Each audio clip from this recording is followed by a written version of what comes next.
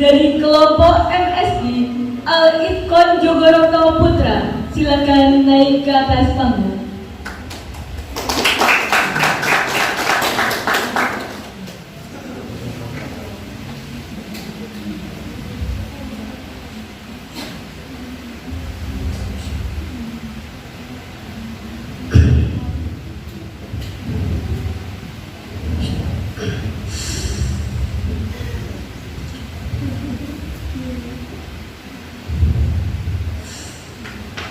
Assalamualaikum warahmatullahi wabarakatuh.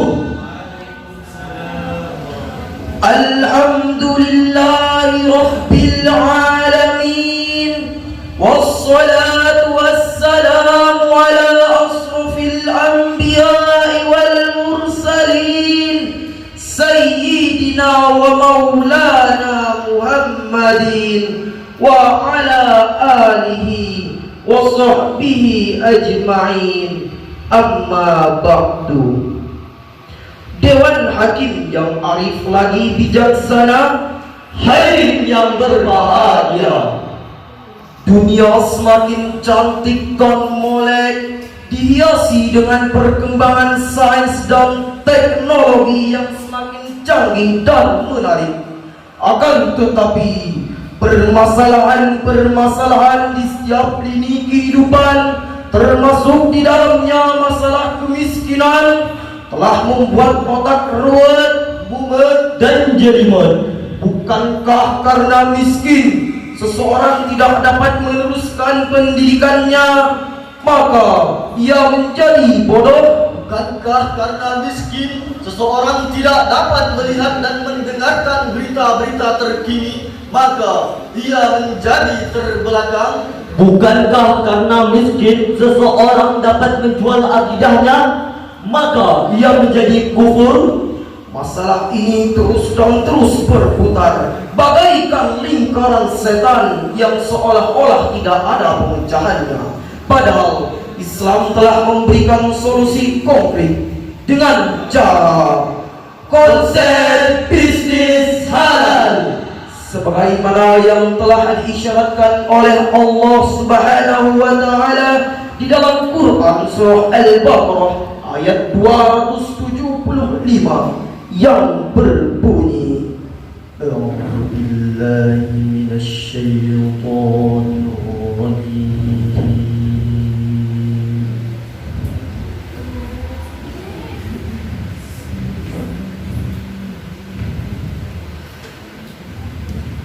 Bismillahirrahmanirrahim.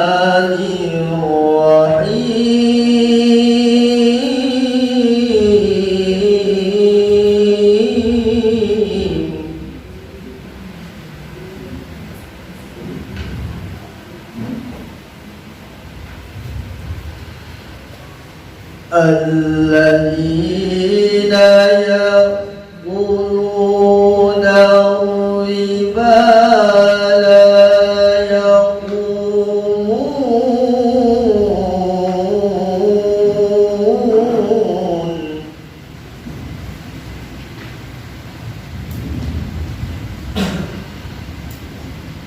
La yaqumuna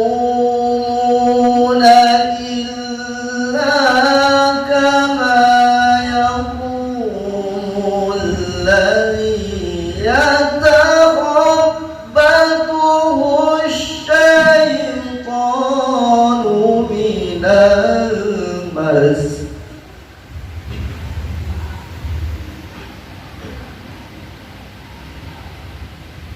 Dzalika bi annahum qalu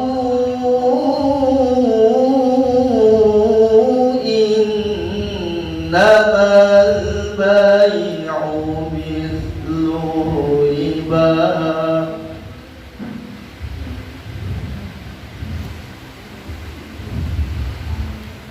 wa ahallallahu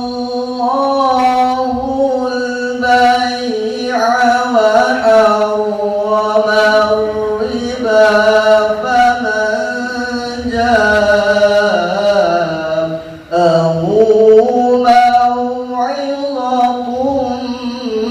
من ربه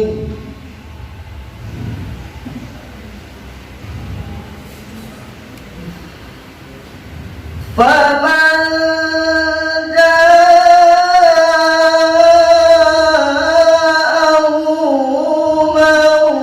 موعظة من ربه فانتهى فله ما سلف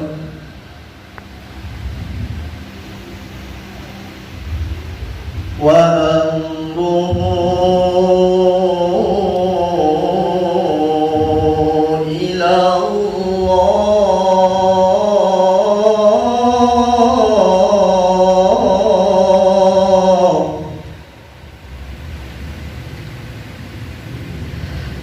ومن عاد فأولئك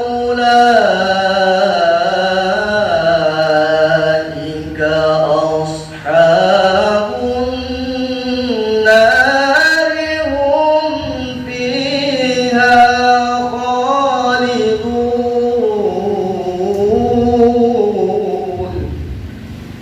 yang artinya aku berlindung kepada Allah dari godaan syaitan yang terkutuk dengan menyebut namamu ya Allah yang maha pengasih lagi maha penyayang. Orang-orang yang makan mengambil riba tidak dapat berdiri, melainkan seperti berdirinya orang yang kemasukan syaitan lantaran tekanan penyakit gila. Keadaan mereka yang demikian itu adalah disebabkan mereka berpendapat sesungguhnya jual beli itu sama dengan riba. Padahal Allah telah menghalalkan jual beli dan mengharamkan riba.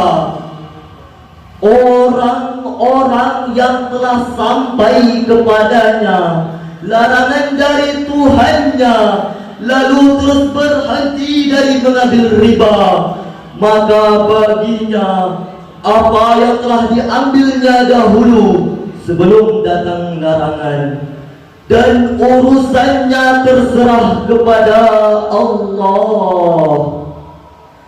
Orang yang mengulangi mengambil riba, maka orang itu adalah penghuni neraka. Mereka kekal di dalamnya. Dewan Hakim yang arif lagi bijaksana, Hai yang berbahagia, dalam dunia ekonomi kita mengenal adanya 3 buah sistem ekonomi. Pertama, sistem ekonomi sosialis, di mana pemerintah secara mutlak mengurus dan mengelola sistem perekonomian mereka. Kedua, sistem ekonomi kapitalis, di mana setiap individu, setiap wirausahawan berhak untuk mengelola serta mengurus keadaan perekonomian mereka. Sistem ekonomi inilah yang telah membuat jarak yang sangat antara yang kaya dengan yang miskin, dan juga telah mengakibatkan yang kaya akan semakin kaya dan yang miskin akan semakin miskin. Ketiga, sistem ekonomi Islam, di mana dalam sistem ini yang diangkat ke permukaan adalah nilai-nilai ukhuwah dan nilai-nilai kebersamaan, dengan artian bahwa setiap orang harus saling tolong-menolong, Yang kaya menolong yang miskin, yang kuat menolong yang lemah. tidak ada jarak di antara mereka. Bahkan mereka merasa bahwa mereka bagaikan satu kesatuan yang tidak dapat dipisahkan. Dari penjelasan ini maka timbullah sebuah pertanyaan, Bagaimanakah teknis untuk merealisasikan prinsip ini? Sebagai jawabannya, mari kita renungkan firman Allah dalam Quran Surah Al-Dariyat ayat 19 berikut ini. Wa fi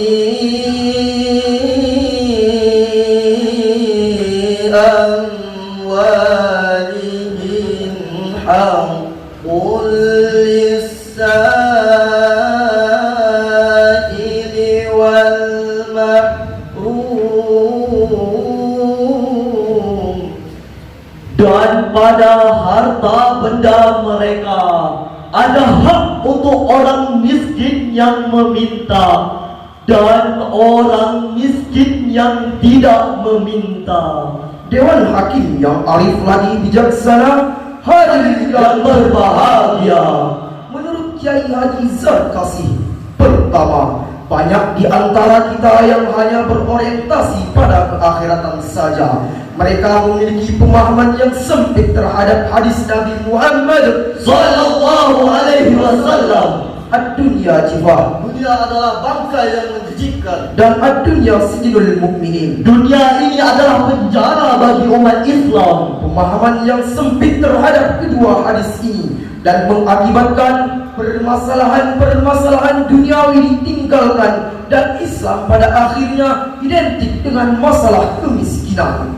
Kedua, kemunduran ekonomi umat Islam disebabkan dalam melaksanakan kegiatan ekonomi, mayoritas umat Islam masih berpikir dengan cara agraris dan kolot. Padahal saat ini dunia bisnis membutuhkan orang-orang yang kreatif dan siap untuk saling berkompetisi dengan yang lainnya. Dewan Hakim yang arif lagi bijaksana, Hadirin yang berbahagia, bagaimanakah konsepsi Islam dalam perekonomiannya? Mari kita simak bersama firman Allah dalam Quran Surah An-Nisa ayat 29 berikut ini. Ya ayyuhalladzina amanu la ta'kulu amwalakum bainakum bil batil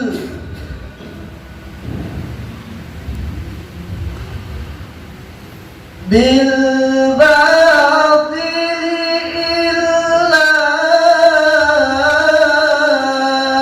an takuna tijaratan an taradin minkum wa la taqtulu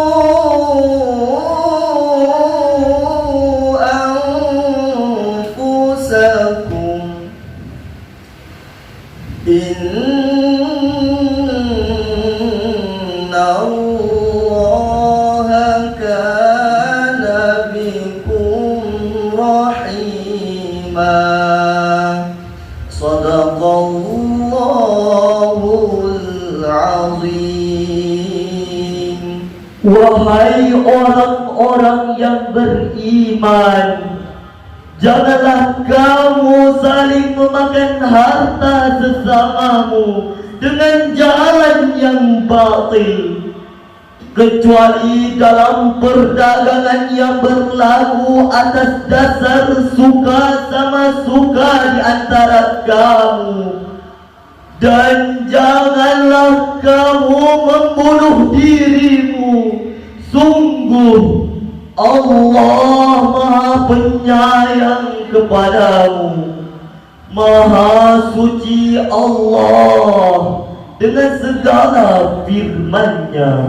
Dewan Hakim yang arif lagi bijaksana, Hadirin yang berbahagia, Syekh Mustafa Al-Maraghi dalam tafsir Al-Maraghi menyatakan bahwa halalnya perniagaan, transaksi jual beli jika terjadi saling meridhoi antara keduanya.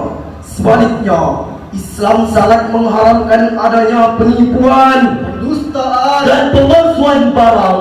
Hal ini menunjukkan bahwa ayat ini merupakan dasar dari sebuah sistem ekonomi Islam. Dan ayat ini pula merupakan himbauan kepada kita semua agar tidak mencari keuntungan dengan cara menghisap darah orang lain, yakni riba. Berdasarkan prinsip ini, maka dapat dipahami bahwa ekonomi Islam adalah ekonomi muawwalah. Terdapat di dalamnya sistem ekonomi mudharabah, sistem ekonomi murabahah, dan sistem ekonomi musyarakah. Dan di negara kita, Indonesia ini, alhamdulillah, setidaknya telah melaksanakan prinsip ini, seperti adanya bank syariah. Oleh sebab itu, untuk menopang prinsip ini, Rasulullah sallallahu alaihi wasallam bersabda, "Man kana lahu malun falyatasaddaqu bimalihi, wa man kana lahu quwwatun falyatasaddaqu biquwwatihi, wa man kana lahu 'ilmun falyatasaddaqu bi'ilmihi." Siapa yang memiliki harta, maka bersedekah dengan hartanya. Siapa yang memiliki kekuasaan, maka bersedekah dengan kekuasaannya. Dan siapa yang memiliki ilmu, maka bersedekah dengan ilmunya. Maka dari itu dapat diambil kesimpulan bahwa kami mengajak kepada seluruh umat Islam untuk bersama-sama mengaplikasikan sistem perekonomian Islam, yakni dengan cara pemberdayaan ekonomi umat. Maka secara tidak langsung segala bentuk Kebodohan, ketergelatangan, dan kekufuran akan hilang dengan sendirinya. Demikianlah syarahan Quran yang dapat kami sampaikan. Kurang lebihnya mohon maaf. Akhir, buah durian, buah duku. cukup sekian dan thank you. Wabillahi taufiq wal hidayah, wal ridha wal inayah. Wassalam.